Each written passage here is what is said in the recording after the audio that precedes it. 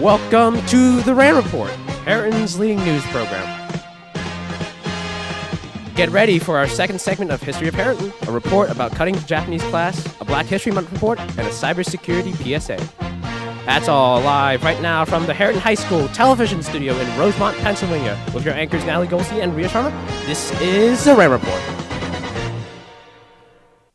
Hello everyone and welcome back to the Ram Report. I'm Natalie. And I'm Rhea. First up is our second segment of History at Heriton. Welcome to the second installment of History of Heriton High School. My name is Sam Franchik, and today we're going to be covering the old Heriton High School. But before that, we're going to do a quick recap of what we learned last time. In 1697, William Penn gave land to Roland Ellis, who in turn sells it to Richard Harrison and Hannah Norris, who combine their names and call the property Heriton. Shortly following the baby boom, Lower Merion starts building Gladwin, Welsh Valley, and Heriton. Vincent Kling is hired to design Welsh Valley and Heriton in an innovative California campus style, and construction starts in 1957.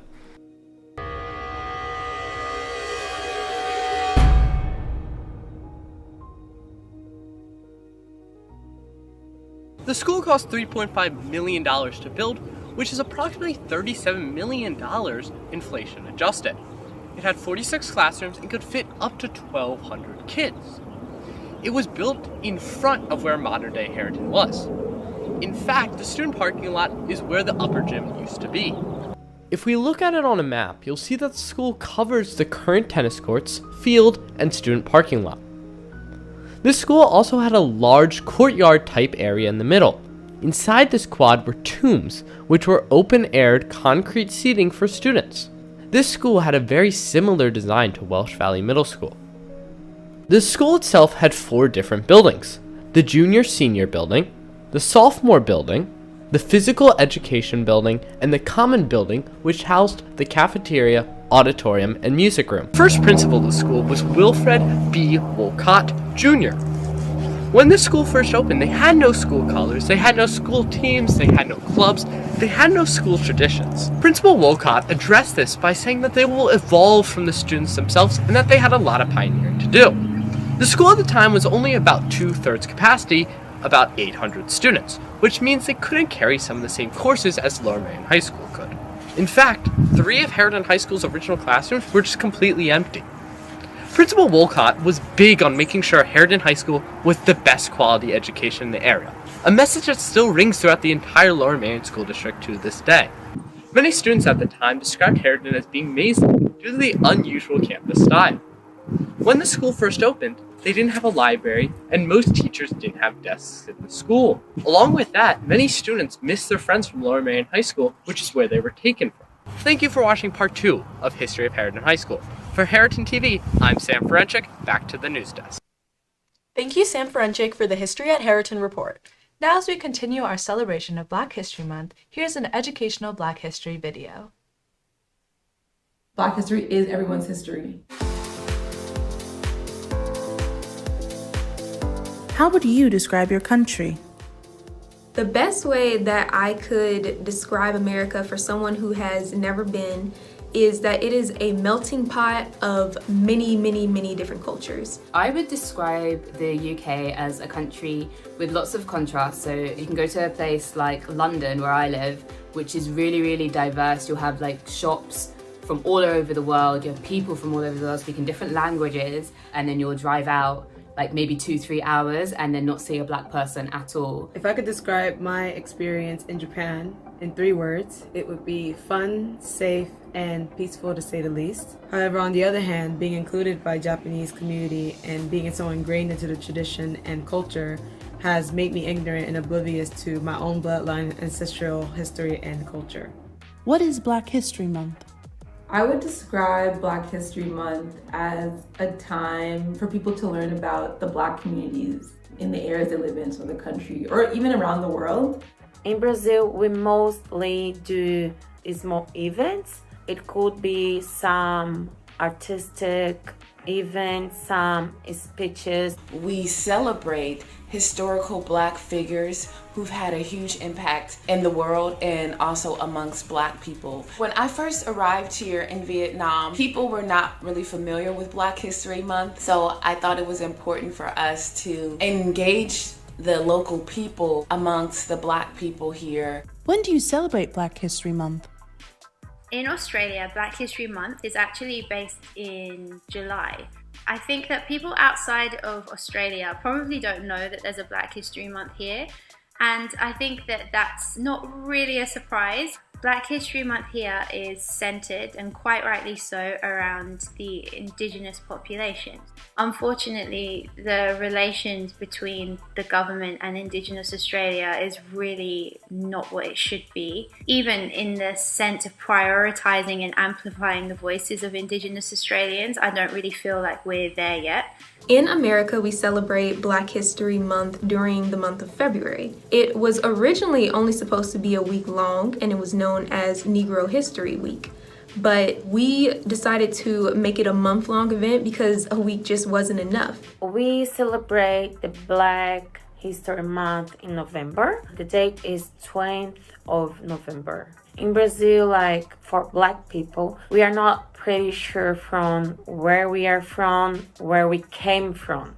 So it's a way to celebrate all of the greatness that we have inside us and outside as well. Just to give a depiction as to Japan's demographics, within Japan's population, only 2% of Japan's population are foreigners, and of that 2%, 80% of that 2% are foreigners from other Asian countries. Black History Month is not a nationally recognized thing. However, that does not stop us from taking our time to celebrate and remember our Black history within our community and outside our community. For Black History Month, Legacy Foundation Japan will be working with Monique Marianne, the heart behind organizing Black History Month events here in Japan for over 10 years. When did you start learning about Black History Month? I originally heard about Black History Month in elementary school, but our teachers did not really take advantage of Black History Month. To be honest, like in Canada, there isn't much of a Black history curriculum at schools. We kind of go through like Martin Luther King, like a brief mention of Malcolm X, Nelson Mandela and the Underground Railroad because it came through Canada, but beyond that, it was kind of it. A lot of the time when we learn about history, it's very, very whitewashed, and even when we do learn about Black history in school outside of Black History Month, there's not really that much of a focus. If we learned about Black history, it wasn't, a lot. It was just like there was slavery and there was a little bit of the civil rights movement, but we didn't learn it as in depth as we learned white history. What historical figures or events do you celebrate during Black History Month? Notting Hill Carnival is a really important event that takes place at the end of August, but it actually started after there were race riots in West London. So in like the late 50s and early 60s, there was a huge influx of migration from the Caribbean after the war, and that obviously led to racial tensions. So the carnival was kind of like in response and like a celebration of West Indian culture in London. There have been a number of first Blacks here in Japan. Chris Hart, he's from Bay Area, San Francisco, and he is a J-pop artist here in Japan. One of the biggest historical events for Black History Month that was very important for America was the Civil Rights Movement. During the Civil Rights Movement, there were many marches, protests, and other events that helped to shape America the way we know it today.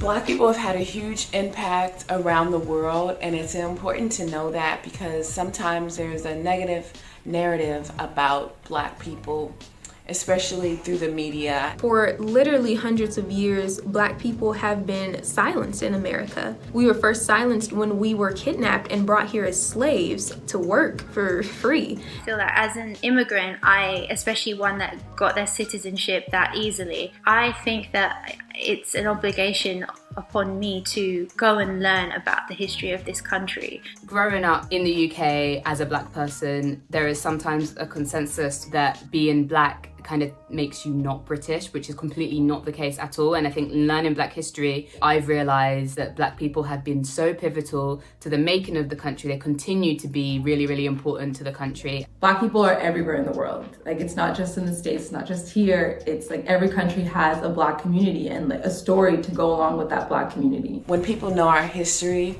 they can understand more about our resiliency and how far we've come and the things that we've endured and how we continue to keep going. Thanks to the Power Scholars. Today in Advisory, you will be continuing to work on the coloring activity that was started on the 7th. Next up, we have a report on the current plans to cut the Japanese class from the LMSD curriculum.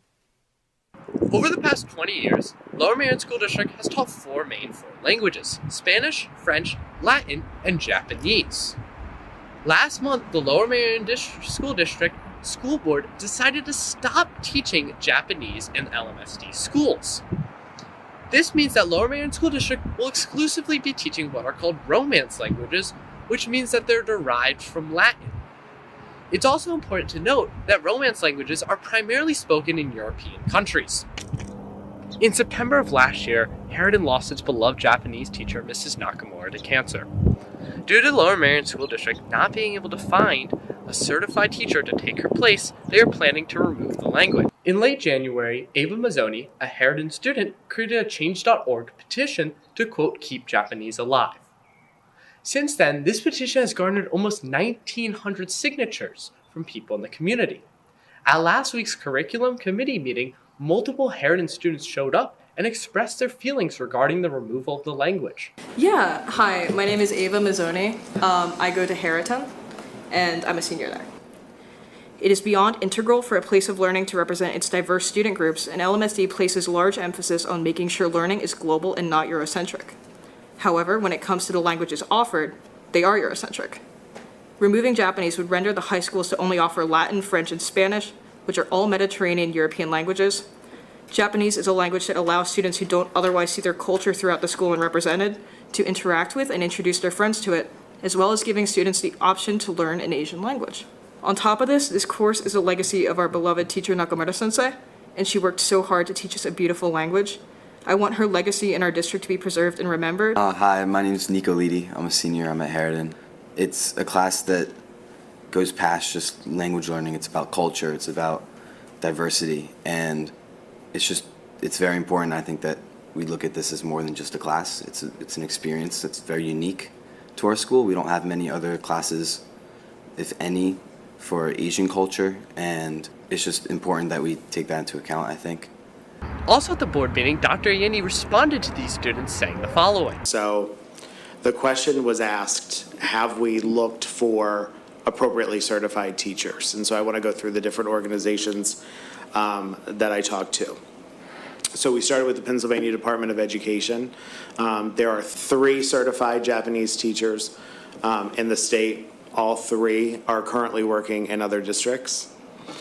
I spoke with a representative at the Delaware Department of Public Instruction as well as the New Jersey Department of Public Instruction to see if there were any leads on potential teachers.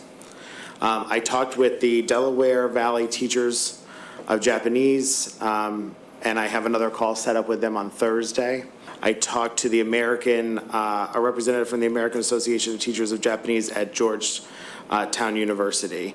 The thing that I hear over and over again is we have a pipeline to get teachers certified, but we don't have certified teachers. Just want everyone to know that we have spoken to multiple organizations, and it does not appear at this moment that there is someone that would be appropriately certified in Pennsylvania for the position. Although the future of Japanese at Harridan is unknown, it's impossible to ignore its profound impact on students, alumni, and the community. For Harridan TV, I'm Sam Ferenchik. Back to the news desk. Thanks to Sam Ferenchik for that informative report. Remember to buy your Dr. Harridan 2024 tickets for the show on March 1st. Tickets can be found at harridan.org, in the cafeteria at lunch, or the link down below. With that will be all from us today. I'm Natalie. And I'm Ria, and this is the Ram Report.